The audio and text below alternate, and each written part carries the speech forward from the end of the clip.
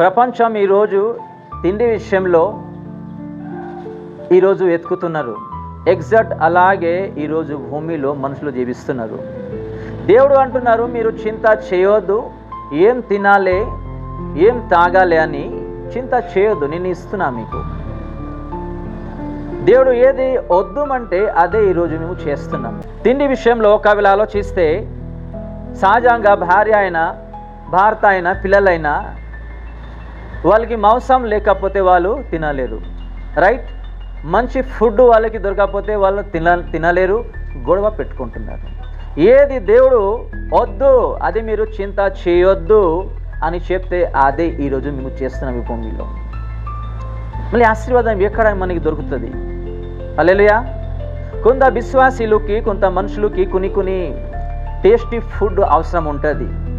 ఆ tasty food వాళ్ళకి దొరకకపోతే ఇంట్లో వాళ్ళు కొట్లాడతారు. హల్లెలూయా. ఇక్కడ దేవుడు ఏమంటున్నారు, మీరు తిండి విషయంలో చింత చేయొద్దు, తాగి విషయంలో మీరు చింత చేయొద్దు అని దేవుడు మనకి తెలియచేస్తున్నారు. ఈరోజు అదే విషయంలో ఈ ప్రపంచం మొత్తము ఉన్నారు. మీరు ప్రతి చోట వెళ్ళండి, ఎక్కడికి అయినా ఫుడ్ విషయంలోనే మీకు జనాలు ఎక్కువ కనిపిస్తారు.